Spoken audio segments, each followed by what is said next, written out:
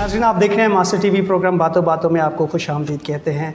मैं हूं आपका मेज़बान अयाज़ मोरस और आज के इस प्रोग्राम में आपको बताता चलूं कि अगर आप ज़िंदगी में ख्वाब देखना चाहते हैं और उन ख्वाबों की ताबीर चाहते हैं, उन ख्वाबों को पूरा करना चाहते हैं, तो आज हमारे जो गेस्ट हैं वो आपके लिए रोशन मिसाल है। उनकी बातें, उनकी ज़िंदगी आपके लिए मोटिवेशन का बायस होगी कि किस तरह से आप अपने ख्वाबों को पूरा करते हैं। मेहनत, तालीम और जद्दोजहद जब आपकी ज़िंदगी का हिस्सा बन जाती है तो ज़िंदगी में कोई भी ख्वाब अचीव करना आपके लिए नामुमकिन नहीं होता। आज जो हमारी मेहमान हैं वो इसी तरह की उनकी लाइफ बड़ी इंस्पायरिंग स्टोरी है और उन्होंने मुश्किल हालात के बावजूद तालीम हासिल की और तालीम इतनी कि आम तौर पर हम कहें कि PhD तक उन्होंने एजुकेशन हासिल की और तालीम का ये सिलसिला जारी है।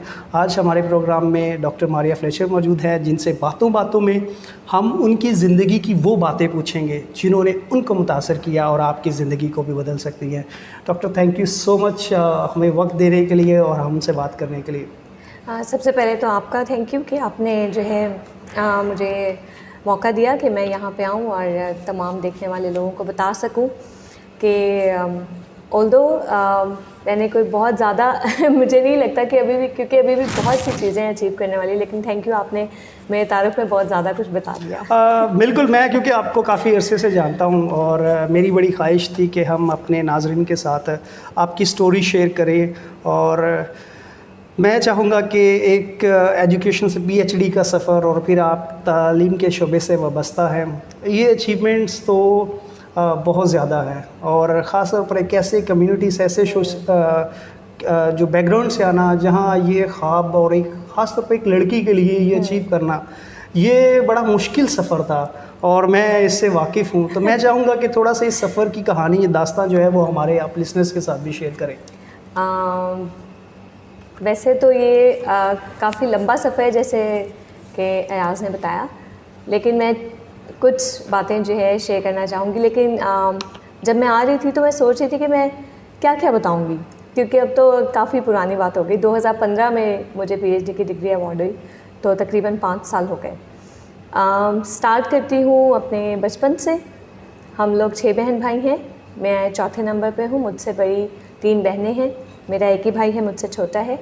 हमारे घर में मैंने शुरू से बहुत तालीमी माहौल देखा। तालीमी माहौल इस तरह से कि जो मेरी सिस्टर हैं, उन्होंने, जो सबसे बड़ी बाजी है मेरी, उन्होंने स्टार्ट किया बड़े अच्छे तरीके से।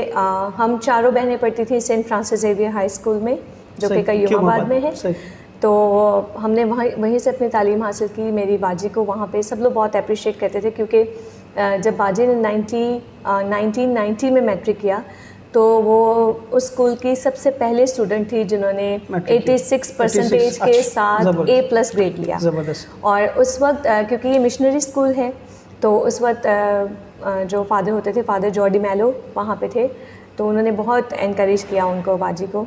लेकिन होते होते कुछ ये सिलसिला हुआ कि जो मेरे फादर थे वो सऊदीया में जॉब करते थे और हम लोग सारे बच्चे और मेरी अम्मी यहाँ पे होते थे। तो हुआ ये कि जब मेरी बाजी ग्रेजुएशन में थी और मेरी बाकी दोनों उनसे छोटी सिस्टर्स वो इंटर कर रही थी, मैं उस वक्त क्लास 8 में थी, मेरा भाई क्लास 4 में, मेरी सबसे छोटी सिस्टर वो तो बहुत छोटी थी, क्लास 1 या 2 में। तो मेरे अब्बू को वहीं सऊदीया में पैरालिसिस का अटैक हो गया, फालिज हुआ उनको। तो वहाँ पे जो है उनसे, क्योंकि उस वक्त स्मार्टफोन्स और इस तरह की चीज़ें अवेलेबल नहीं थी कि आपको राब्ता फ़ौरन इंस्टेंट आपको जो है वहाँ पे कम्युनिकेशन हो, आपको पता चले कि क्या हुआ, किस तरह से हुआ।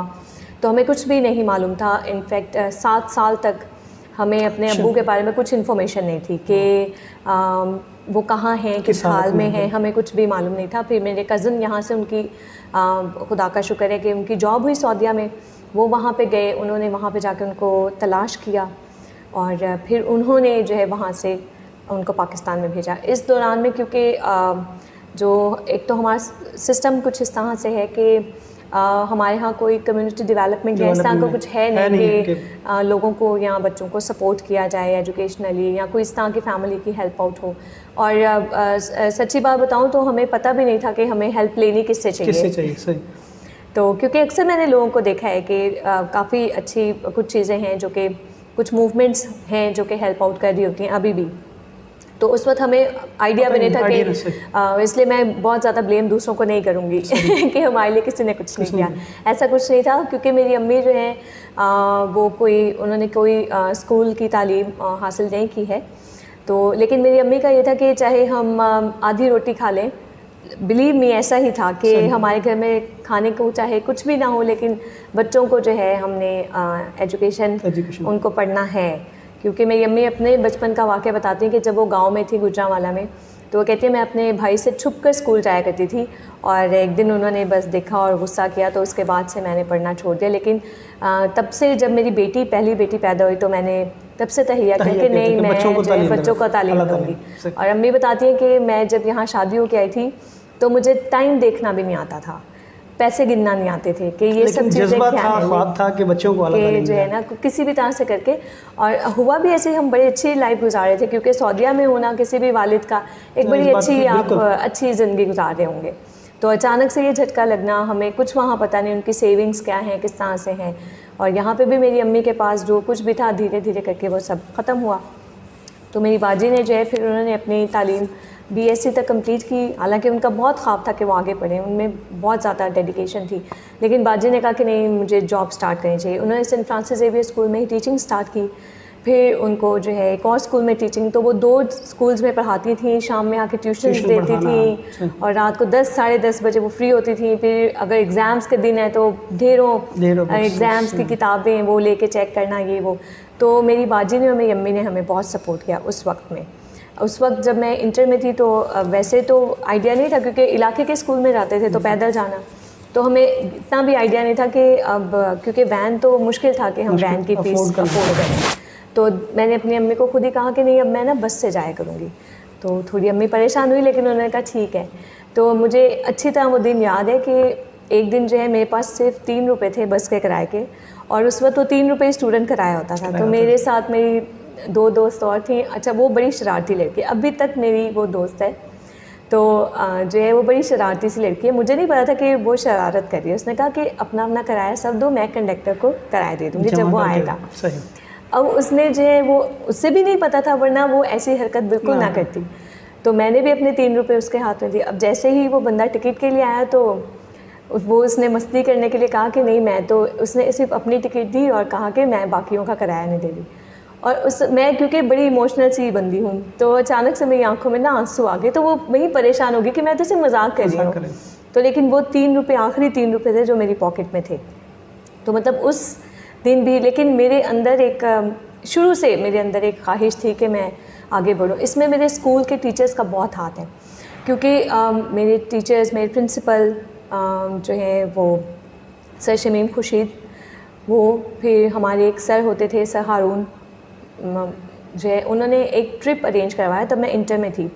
उन्होंने एक ट्रिप अरेंज करवाया। उन्होंने बहुत कोशिश की अपनी कम्युनिटी के लिए, सर हारून ने।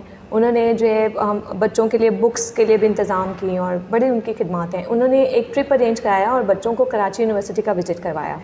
उसमें मैं थी, मतलब मेरे साथ के और लोग थे जो मैट्रिक कर चुके थे, कुछ बच्चे वो थे जो मैट्रिक कर रहे थे, और हमारा तकरीबन 25-30 लोगों का ग्रुप था जिन्होंने first time Karachi university visit की।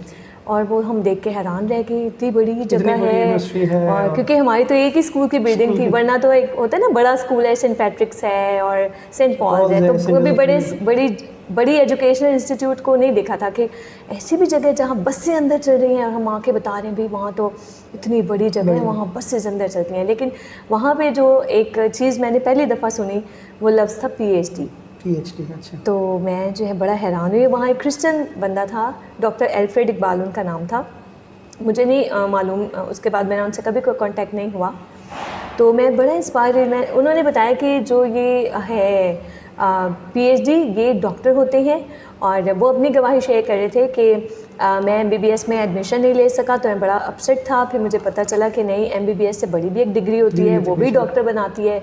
और मैं जो है जब इनरोल नहीं हो पाया तो मैंने PhD की, और SMC में जहाँ मेरा दाखिला नहीं हुआ था, मैं वहीं पे पढ़ाने के लिए गया।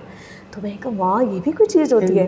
तो मतलब उस वक्त भी मुझे क्लियर पता नहीं था ये करते कैसे हैं, क्या होता और कहाँ से करते हैं, मुझे कुछ नहीं पता था। मेरा बस एम था कि मुझे, लेकिन आपको वो क्लिक कर गया कि अच्छा ये कोई अच्छी चीज़ होती है, मतलब ये कोई बड़ी चीज़ होती है। तो मैंने इंटर किया। इंटर में हर बच्चे का ये ख्वाब होता है जी डॉक्टर बनना है या इंजीनियर। बिल्कुल। तो मैंने भी टेस्ट दिया और फॉर्चुनेटली मेरा टेस्ट क्लियर नहीं हुआ। तो वो बच्चे जो MBBS के टेस्ट के लिए बड़े परेशान होते हैं, टेस्ट क्लियर नहीं होता, तो खुदा ताला की मर्ज़ी कुछ और हो सकती है आपके लिए। उसके बाद मैंने BSc में एडमिशन ले लिया DJ कॉलेज में। फिर करते करते इस तरह से फिर बीच बीच में मैं अपनी जॉब्स भी करती थी। जब मैं BSc करी थी मैं ट्यूशन्स पढ़ाती थी घर पे, क्योंकि हालात तब भी यही थे। हमारा सिनेरियो इसी तरह से चलता था कि सब लोग पढ़ रहे हैं, कोई ना कोई कोर्सेज़ कर रहे हैं, ट्रेनिंग कर रहे हैं, और साथ साथ में हम सब कोई पढ़ा रहा है, कोई छोटी मोटी इसी तरह की जॉब कर रहे हैं। तो इस तरह से हमारा सिलसिला चलता था। तो उसके बाद मैं कराची यूनिवर्सिटी में माइक्रोबायोलॉजी डिपार्टमेंट में इनरोल्ड हुई मास्टर्स के लिए, MSc के लिए।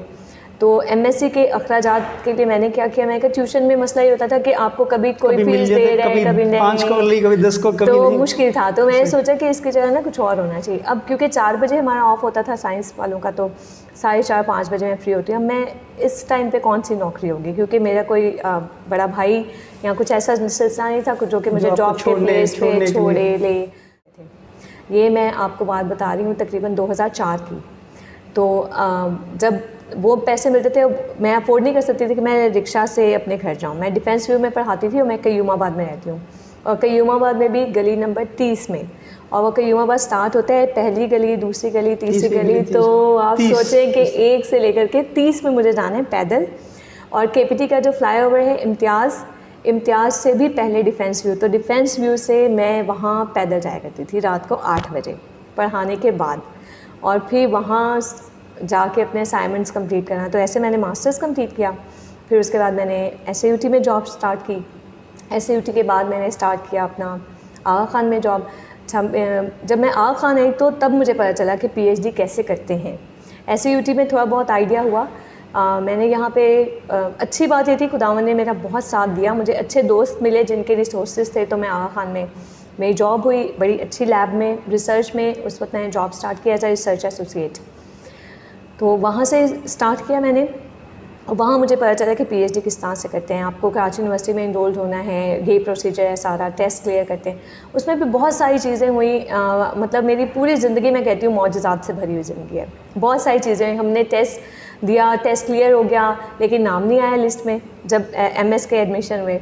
तो मैं कहा ये क्या बात हुई। और फर्स्ट टाइम कराची यूनिवर्सिटी की हिस्ट्री में वो लिस्ट रिवाइज़ हुई, और फिर जो है आप बिलीव नहीं करेंगे कि मेरा नाम सबसे पहले लिखा हुआ था उस लिस्ट के ऊपर। तो दैट वाज अमेजिंग डे, मतलब बहुत एक हैरान कुन दिन था मेरे लिए। तो फिर इस तरह से स्टार्ट हुआ।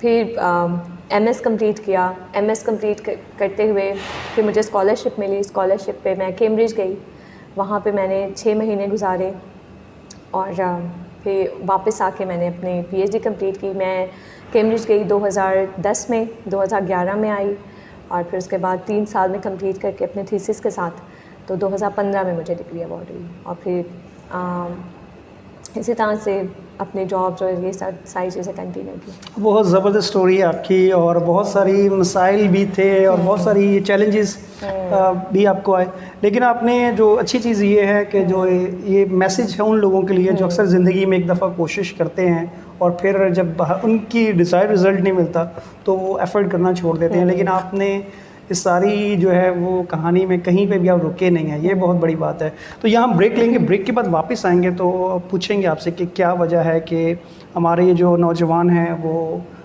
तालीम की तरफ या माशरे में, जैसे आप एक रोशन मिसाल हैं उन लोगों के लिए जो कुछ करना चाहते हैं, जो लो बैकग्राउंड से हैं और वो ज़िंदगी में बड़ा कुछ अचीव करना चाहते हैं, तो क्या वो फैक्टर्स हैं, क्या वो पॉइंट्स हैं जिन पर उनके काम करने की ज़रूरत है। नाज़रीन यहाँ ब्रेक लेंगे, ब्रेक के बाद वापस आएंगे, हमारे साथ रहिए। वेलकम बैक नाज़रीन, आप देख रहे हैं मास्टर टीवी प्रोग्राम बातों बातों में आपको खुश आमदीद कहते हैं। और ब्रेक से पहले हमारी गुफ्तगू थी डॉक्टर मारिया से कि क्या वजह है कि हमारे नौजवान अक्सर जब ज़िंदगी में मुश्किलात आती हैं, जब ज़िंदगी में मसाइल आते हैं तो वो अपने ख्वाब जो उन्होंने देखे होते हैं उन्हें पूरा करना चाहते हैं, जब वो कौन से फैक्टर हैं जिन पर वो काम करके अपनी ज़िंदगी में अपने हालात को बदल सकते हैं, अपनी आने वाली नस्लों को बदल सकते हैं। डॉक्टर, जैसे मैंने ब्रेक से पहले भी पूछा था, आप क्या समझती हैं आपकी अपनी ज़िंदगी के तजुर्बे से, और आप इसकी रोशन मिसाल हैं, क्या वो फैक्टर्स हैं या क्या वो वजूहात हैं जिनकी वजह से, जिन पर काम करके हमारे नौजवान आपकी तरह माशरे में एक बेहतर रोज़गार, इज़्ज़त और एक बेहतर मुकाम हासिल कर सकते हैं? एहसास जो मैं फ़ील करती हूँ ना सबसे ज़्यादा अब, क्योंकि मेरा ये है कि जो मैंने हासिल किया उसे दूसरों तक किस तरह से पहुँचाया जाए। एक बड़ी अच्छी ऑर्गेनाइजेशन, उसका स्लोगन है कि किसी ने आपको बनाया है, अब आप किसी को बनाइए। तो मुझे ये स्लोगन बहुत पसंद आता है। मैं अक्सर जगह पे ये कोट करती हूँ कि ये अच्छी बात ये है कि अगर आप कुछ बन चुके हो तो किसी की हेल्प करो। लेकिन मसला यहाँ पर आ जाता है कि आप तो मदद करने के लिए तैयार हैं, आप तो हाथ बढ़ाए हुए हैं, लेकिन लोग आगे से तैयार नहीं हैं। मसला ये है कि जो हमारे अपने नौजवान हैं, अपनी यूथ है, मैंने उनमें मोटिवेशन की बहुत कमी देखी। सही। आप जब तक मोटिवेटेड नहीं होंगे आप कुछ नहीं कर सकते। आपके जब तक गोल्स नहीं होंगे ना, आप अपने लाइक 8th क्लास के बच्चे से पूछेंगे आपको क्या लेना है, साइंस लेनी है, आर्ट्स लेना है, कुछ और एक आध फील्ड्स, वो आपको नहीं बता सकते। वो कहेंगे, देखेंगे, सोचेंगे, मैट्रिक कर लूँगा ना फिर शायद मैं सोच सकूँ कि क्या करना है। अच्छा, मैट्रिक कर लेंगे फिर पूछेंगे आपने क्या करना है, फिर कुछ पता नहीं। मतलब कोई विजन नहीं है, कोई ड्रीम्स नहीं है। हार्डली कोई 100 में से 1 या 2 बच्चा होगा जो कहता होगा कि मैंने ये बनना है। बनना ना बनना बात की बात है, लेकिन एटलीस्ट कोई गोल तो रखे, कोई ख्वाब तो रखे। इसी तरह से एक प्रोग्राम था, उसमें एक बड़े मोटिवेशनल प्रोग्राम था क्रिश्चियन बच्चों के लिए। उस वक्त मैं BSc कर रही थी। मुझे उस आर्मी के ऑफिसर थे काफ़ी बड़े क्रिश्चियन, और उन्होंने एक बड़ी प्यारी बात की। उन्होंने कहा कि अगर आप अपना गोल ही ग्राउंड पे सेट करोगे तो आप कहाँ पे निशाना मारोगे। एटलीस्ट आप अपना गोल तो हाई सेट करो। जब हाई सेट करोगे तो कहीं वहाँ एग्जैक्टली वहाँ निशाना ना लगे, आस पास लग जाएगा। जैसे मैंने आपको कहा कि मैं MBBS करना चाहती थी, वो नहीं हुआ, तो मैंने एक और गोल अचीव किया। लेकिन अगर मैं ये कहती कि जो है ना, अच्छा चले मैं कुछ XYZ देखूंगी, मैं टीचर बन जाऊंगी, मैं इस तरह से बन जाऊंगी, तो मैं शायद वो भी अचीव ना कर पाती। तो गोल्स नहीं हैं, हमारे बच्चे मोटिवेटेड नहीं हैं। अच्छा, और मोटिवेटेड ना होने के उनके पास बहुत सारे लेम एक्सक्यूजेज होते हैं। इन बच्चों के लिए मुझे ना इकबाल का एक ही शेर याद आता है कि खुदा तुझे किसी तूफ़ान से आशना कर दे कि तेरे बहर की मौजों में इस तरह नहीं। तो वो चीज़ है नहीं है। मैं जब BSc करी थी मैं सोचती थी कब मेरा जल्दी से BSc ख़त्म होगा और मैं ये करूँ, मैं ये ख़त्म कर लूँ तो मैं ये करूँ। अभी जैसे मैं अब आगा खान हॉस्पिटल में काम करती हूँ, आगा खान के जो यूनिवर्सिटी साइड है, हम रिसर्च में होते हैं, और जो रिसर्च है उसमें जो मेरा डेजिग्नेशन है, मैंने ज्वाइन किया वहाँ पे पिछले साल, क्योंकि बीच में मेरे 2 बेबीज़ हैं। तो मैं एज अ विजिटिंग फैकल्टी पढ़ाई थी किसी और इंस्टीट्यूट में। तो अब मैंने फुल टाइम ज्वाइन किया आगा खान को लास्ट ईयर फरवरी में। तो जब मैंने लास्ट ईयर ज्वाइन किया तो मैंने उनको ज्वाइन किया as a post doctorate fellow. ये एक सर्टिफिकेट वो होता है, ऑल्दो आप एक जॉब कर रहे होते हो, लेकिन ये एक फेलोशिप होती है जो आप कंप्लीट करते हो और फिर उसके बाद आगे वो बढ़ते हो। तो वहाँ पे ज्वाइनिंग की, तो उसके बाद जो है मैंने देखा अच्छा अब मेरा ये गोल है, इसके बाद मुझे नेक्स्ट गोल बनाना है। अब मुझे असिस्टेंट प्रोफेसर बनना है या सीनियर इंस्ट्रक्टर बनना है, फिर उसके बाद असिस्टेंट प्रोफेसर से अच्छा उसके बाद मुझे एसोसिएट किस तरह से बनना। तो एक गोल है, एक अचीवमेंट है, ये करेंगे, इस तरह से करेंगे। लेकिन वो चीज़ मैं अपने बच्चों में नहीं देखती हूँ, मोटिवेशन नहीं देखती हूँ, कोई ड्रीम्स नहीं देखती हूँ। सही। आप क्या समझते हैं इससे क्या लाहेअमल किया जा सकता है, या कैसे जो बच्चों हैं उनको इंस्पायर किया जा सकता है? कुछ बच्चे हैं, जैसे मैंने एक बच्चा हमारे ही स्कूल का, सेंट फ्रांसिस जेवियर का, जब मेरी PhD की डिग्री मुझे अवार्ड हो रही थी, उस बच्चे को मास्टर्स की डिग्री अवार्ड हुई। वो मेरे पास और मेरी बहन के पास ट्यूशन पढ़ता था इंटर में, और अब वो बच्चे ने अपना MPhil कंप्लीट कर लिया है कराची यूनिवर्सिटी से, और अब वो PhD में इनरोल्ड है। तो सेल्फ मोटिवेशन, और दूसरा एक बात जो मैं समझती हूँ कि आप अपनी डायरेक्शन क्लियर करें। अब जैसे लॉकडाउन है, लॉकडाउन में हमारे एक छोटा सा ग्रुप हमने बच्चों का शुरू किया चर्च में, Saint John Mary Vianney church में, जो सेंट पॉल्स पैरिश है, उसमें हमने एक छोटा सा नौजवानों का ग्रुप तैयार किया, जनरेशन इन क्राइस्ट के नाम से। अभी तो हमने ग्रुप ये सिर्फ चर्च की हद तक रखा, कोशिश करेंगे कि हम इसको पैरिश लेवल पे लेके जाएं और ज़्यादा बच्चों को मोटिवेट करें। तो अब जो लॉकडाउन था, हमने क्या किया कि ईस्टर पे भी बड़े अच्छे से हम जूम लिंक के जरिए से मीटिंग्स करते थे, हमने प्रेयर्स और ये सब की, और बड़े अच्छा ईस्टर, मैं कहती हूँ ये मेरी ज़िंदगी का सबसे बेस्ट ईस्टर था जो कि मैंने लॉकडाउन में मनाया, क्योंकि वाकई मेरा फोकस सिर्फ यीशु मसीह था। मेरा फोकस ये नहीं था कि बच्चों के लिए कपड़े बना लूँ, अपने कपड़े बना लूँ एंड ऑल दैट। तो उनमें से बच्चों से हमारी अक्सर बातचीत होती रहती है, तो मैं पूछती हूँ अच्छा आप क्या कर रहे हैं, किस तरह से करें। तो बहुत कम बच्चे हैं आजकल जो है, जैसे ये चीज़ें ऑनलाइन होने की वजह से बहुत फ़ायदा भी हुआ, बहुत सारे इंस्टीट्यूट ऑनलाइन फ्री कोर्सेज भी करा रहे हैं। तो एक बच्चा था, उसने फिर लिंक सेंड किए बहुत सारे कि देखें ये है, लेकिन उस बच्चे की मम्मा खुद प्रिंसिपल हैं स्कूल में, तो वो एक अच्छा मोटिवेशन वो है। जब तक हम उनको एक्सपेंड नहीं करेंगे, हम उनको, जैसे मुझे एक मेरे टीचर ने मौका दिया, मैंने देखा कि अच्छा ये चीज़ होती है, तो आप उनको मौका नहीं देंगे, जब तक उनको एक्सपोजर नहीं देंगे, मेरा नहीं ख्याल कि वो कुछ सीख पाएंगे। ज़्यादा बच्चों का भी कसूर नहीं है, नौजवानों का बिल्कुल हम खुद भी नहीं कर रहे हैं, मतलब ये दोनों तरफ का प्रोसीजर है। हम कुछ चीज़ें हमारी लैकिंग है, कुछ उनकी लैकिंग है। फिर प्लस अगर बच्चे कोई, मेरी एक बड़ा ड्रीम है, बड़ी ख्वाहिश है कि जैसे मुझे फाइनेंशियल प्रॉब्लम्स थी, मैं बहुत सारी चीज़ें नहीं कर पाई, तो मैं सोचती हूँ अगर ऐसा कोई कुछ चीज़ बनाई जाए, एक ऐसी कमेटी, कुछ ऐसी चीज़, कम्युनिटी सिस्टम हो कि कोई स्कॉलरशिप दी जाए उनको किसी टर्म्स एंड कंडीशन पे कि बेटा अगर आपने इतने GPA ले ली या इतने परसेंटेज मार्क्स ले लिए तो हम आपको इतने % आपकी फ़ी का पे करेंगे।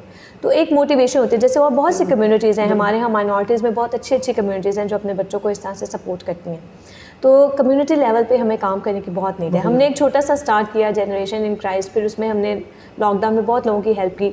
नेक्स्ट हमारा ये प्लान है कि हम थोड़े पैसे अभी से पूल आउट करना शुरू करें, क्योंकि जैसे ही लॉकडाउन ख़त्म होगा हमारे क्रिश्चियंस का सबसे बड़ा प्रॉब्लम ये होगा कि बच्चों के फीस नहीं होगी, और फिर ज़्यादातर बच्चे क्या होंगे, वो स्कूल ड्रॉप आउट होंगे। तो हमने सोचा कि हम जितना भी हमारी कैपेसिटी है, हम उस कैपेसिटी में जाते हुए उन बच्चों की हेल्प आउट करना शुरू करें, कोशिश करें। अभी हमने थोड़ा राशन किया, कुछ लोगों को पहुंचाया, अपनी पॉकेट से हमने स्टार्ट किया, फिर लोग मिलते चले गए, उन्होंने चीज़ें करना स्टार्ट की।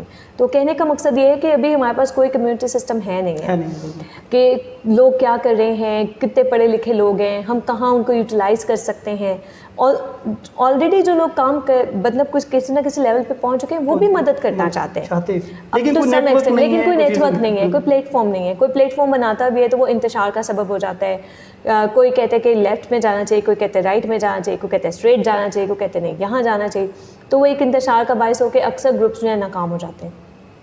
तो ये एक बहुत बड़े मसले की बात है जिस पे हमें बात करनी चाहिए कि अभी अगर हमने स्टार्ट ना किया तो फिर बहुत देर हो जाएगी। ख़ासतौर पे अभी हमें कम से कम वो लोग जो ये देख रहे हैं, please this is a message आप सबके लिए कि प्लीज़ उन बच्चों को जो इर्द गिर्द आपके हैं, आप जितना कंट्रीब्यूट करना चाहें।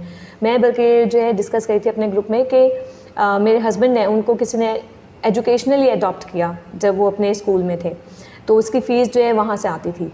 तो मैंने कहा कि हम ऐसा क्यों नहीं कर सकते कि हम एजुकेशनली किसी एक बच्चे की, 2 बच्चों की फ़ीस भरें ताकि कल को वो किसी मुकाम पे किसी जगह पहुंच पाए। तो ये एक कम्युनिटी सिस्टम एक इस तरह की बहुत लैक करती है। अच्छा, क्या पैगाम देना चाहेंगे आप उन नौजवानों को, ख़ास तौर पर लड़कियों को जो तालीम हासिल करना चाहती हैं? क्योंकि आम तस्वुर ये है कि एक लड़की ने जो है वो, वालिदैन भी इस पर जो है वो इतना काम नहीं, वो कहते हैं कि एक लड़की ने शादी करके तो दूसरे ही घर ही जाना है और खाना पकाना है, बच्चों की परवरिश करनी है, और क्योंकि आप भी आपकी फैमिली भी है, तो क्या समझते हैं ये साइकोलॉजी, ये माइंडसेट कैसे बदलेगा कि नहीं, जब औरत पढ़ेगी, औरत एम्पावर होगी, तालीम हासिल करेगी तो वो जनरेशन्स को संवारेगी। तो आप अपने तजर्बे से क्या उन माओं को और ख़ास तौर पर उन लड़कियों को मैसेज देना चाहेंगी कि आपकी ज़िंदगी शादी करने से ही ख़त्म नहीं होती, उसके बाद भी जो है वो आप अपने ख्वाबों को हासिल कर सकते हैं, तालीम हासिल कर सकते हैं, जॉब कर सकते हैं, या जो आप बनना चाहते हैं वो प्रोसेस कंटिन्यू रहता है। तो इस हवाले से ज़रूर मैं लड़कियों को ही नहीं, लड़कों को भी मैसेज देना चाहूँगी कि जो भी लड़कियां हैं, साथ साथ उनके पेरेंट्स को भी, माओं को, जिस तरह से कहते हैं एक कामयाब आदमी के पीछे एक औरत का हाथ होता है, एक कामयाब औरत के पीछे बहुत सी औरतों और बहुत से आदमियों का हाथ होता है, बिल्कुल, तभी वो कामयाब होगी, वरना नहीं कामयाब हो सकती। जैसे मैं हूँ, मैं शादी के बाद भी बहुत लकी थी। मेरे हस्बैंड क्या कहते थे, मैं एज अ विजिटिंग फैकल्टी जाती थी, मेरा बच्चा बहुत छोटा था, 1 से 1.5 साल का था वो, तो वो मदर फीड पे था, वो मेरे बगैर रहता नहीं था, तो वो सिर्फ अपने डैडी के साथ अटैच था। तो मैं अपने हस्बैंड की भी थैंकफुल हूँ कि वो क्या करते थे, जॉब से फिर आते थे हाफ डे लेके, और वो जैसे ही घर आते थे मैं रेडी होती थी और मैं भागती थी अपना क्लास लेने के लिए। तो 1-1.5 घंटे की क्लास लेके आना, क्योंकि मेरे हस्बैंड ने कहा नहीं आप गैप नहीं दो अपनी CV में, अपने करियर में, क्योंकि होता ही है फिर जैसे जैसे आप गैप देते चले जाते हो, आप चीज़ें ख़राब होती चली जाती हैं। अब जैसे मैंने 3 साल बाद, 4 साल बाद खान फिर से ज्वाइन किया, तो चीज़ें इतनी एडवांस हो चुकी थी, मेरे लिए मुश्किल हुआ पहला साल मेरे लिए बहुत मुश्किल था, लेकिन जय शुक्र खुदावंद का कि बहुत मैंने हिम्मत की। तो माएँ जो है प्लीज़ ये ना सोचें, बाकी जब एक औरत को आप तालीम देते हैं, आप पूरे माशरे को, पूरी कम्युनिटी को, पूरे उसको तालीम दे रहे होते हैं। और अगर एक लड़का पढ़ता है तो वो एक अच्छा सरबराह बनता है। जब एक अच्छा सरबराह होगा, एक अच्छा ख़ानदान होगा, एक अच्छा ख़ानदान होगा, एक अच्छी कम्युनिटी बिल्ड होगी, एक अच्छी कम्युनिटी बिल्ड होगी तो फिर सारा माशरा ही ठीक हो जाएगा। तो ग्रास रूट्स लेवल पे जितनी इंपॉर्टेंस एक लड़के की एजुकेशन की है, एक लड़की की भी एजुकेशन की, दोनों की एजुकेशन की बहुत नीड है। और एजुकेशन सिर्फ डिग्रीज़ का नाम नहीं है, खुदारा ये बात को भी समझने की ज़रूरत है कि अगर मैं PhD हूँ और मैं बिल्कुल, वो अक्सर हम कहते हैं ना ये तो पढ़े लिखे जाहिल जाहिल है, बिल्कुल ऐसे। तो जो है एजुकेशन सिर्फ ये नहीं है। मैं अपनी माँ को जो है हमेशा, जब से मैं खुद माँ बनी, मेरी माँ की इज़्ज़त और बढ़ गई, पता चला कि माँ क्या क्या कुछ करती है हमारे लिए। तो मैं अपनी माँ को बहुत सल्यूट करती हूँ कि मतलब उनको कुछ वो बिल्कुल उनको फॉर्मल एजुकेशन हासिल नहीं की, लेकिन उन्होंने इतनी सपोर्ट की कि उन्होंने कभी किसी को एक्स्ट्रा रिश्वत या पैसे दे के नहीं कहा कि मेरे बच्चों का ये डॉक्यूमेंट बनाएं। मैं जब MBBS का टेस्ट दी थी, मुझे ID कार्ड चाहिए था, तो किसी ने कुछ पैसे बोले, किसी ने कुछ। अब्बू तो हमारे यहाँ होते नहीं थे, अम्मी ने बाजियों का हम खुद चलते हैं और हम खुद जाके देख के आते हैं कि होता क्या है ये जिसके इतने पैसे लगते हैं। और वो फ्री में मेरा ID कार्ड बनवा के लेके आई, वो भी एक दिन में, क्योंकि उसने कहा कि मेरी बच्ची को दाखिला दिलवाना है तो ये डॉक्यूमेंट में चाहिए ही। तो वो बड़े अच्छे कर्नल साहब थे वहाँ पर, उन्होंने कहा अच्छा ऐसी बात है तो बहन मैं आपका काम अभी आज ही करवा देता हूँ। तो कहने का मकसद ये है कि प्लीज़ आगे बढ़ें, हिम्मत करें। और सबसे इम्पॉर्टेंट बात जो कि मैं हमेशा कहती हूँ कि अगर खुदा आपकी ज़िंदगी में है, यीशु आपकी ज़िंदगी में है, तो फिर मंजिल वैसे ही आसान हो जाती है। क्योंकि आप जैसे अभी भी इंटरव्यू के ब्रेक के दौरान हम बात कर रहे थे डेली रिफ्लेक्शन की, कि हम, तो याज भाई ने कहा मैं ये रिफ्लेक्शन पढ़ता हूँ, मैंने कहा मैं भी इस तरह से डेली वो प्रेयर्स अपनी हम कर रहे होते हैं, ख़ानदानी दुआ हम अलग से कर रहे होते हैं। तो जब तक यीशु मसीह आपकी ज़िंदगी में नहीं होगा तब तक आपकी ज़िंदगी से काम नहीं होगा। पाखरू जब तक नहीं होगा आप चीज़ों को नहीं समझ सकते। आप अपनी तरफ से दुनियावी लिहाज से जितनी भी कोशिश कर लें, लेकिन जब तक खुदावंद आपके साथ नहीं होगा ना, बहुत सी चीज़ें इम्पॉसिबल होंगी। चीज़ें अचीव करना मेरा नहीं ख्याल इतना आसान होगा, और आप मोटिवेटेड भी नहीं रहेंगे, क्योंकि इतनी मोटिवेशनल वर्सेस हैं जो कि बाइबल में आपको आगे बढ़ाती हैं। जैसे पिछले दिनों मैं किसी बात में स्ट्रेस थी, तो पिछले दिनों की 2-3 दिन पहले की वर्स थी कि मेरा जुआ मुलायम है, मेरा जुआ ले लो। तो मैं बहुत, मुझे कंफर्ट हुआ उससे, क्योंकि एक एक्सपेरिमेंट हम करे थे और रिजल्ट्स नहीं आ रहे। आपने बड़ा ज़बरदस्त टॉपिक छेड़ा है जो है कि reading Bible as a book of motivation. ये बहुत इंपॉर्टेंट है कि जो है हम उस तरह से इसको पढ़ें। हम एक एक्सपेरिमेंट करते 8-9 महीने से हम डेली एक ही एक्सपेरिमेंट लगाते थे और जो है वो उसके रिज़ल्ट नहीं आ रहे थे, तो मैं बड़ा जो है डीमोटिवेट हुई थी। लेकिन being a scientist, being a researcher, अभी जिस तरह से पैंडेमिक है, तो अभी हमने एक प्रोसीजर उसका तैयार किया और हम लोगों के ऊपर एक रिसर्च स्टडी भी करेंगे कि किस तरह से ये लॉन्ग टर्म में आपकी बॉडी को किस तरह से इफ़ेक्ट कर रहा है। तो प्लीज़ अपने बच्चों को सिखाएं, बताएं, उनको ख्वाब दें, वो ख्वाब जो उनसे उनकी नींदें छीन लें, क्योंकि आजकल के बच्चे बहुत सोते हैं तो वो ख्वाब देखें जिससे आप जाग जाएं प्लीज़। और जाते जाते सिर्फ एक ही बात कहना चाहूँगी कि मंजिल से आगे बढ़कर मंजिल तलाश कर, मिल जाए तुझको दरिया तो समंदर तलाश कर। थैंक यू सो मच आपका। और नाजरीन, इसी के साथ आपसे चाहेंगे इजाज़त। अपना बहुत सारा ख्याल रखिएगा। आपसे मुलाकात होगी अगले प्रोग्राम में एक नई शख्सियत के साथ। तब तक के लिए इजाज़त दीजिए। Thank you very much.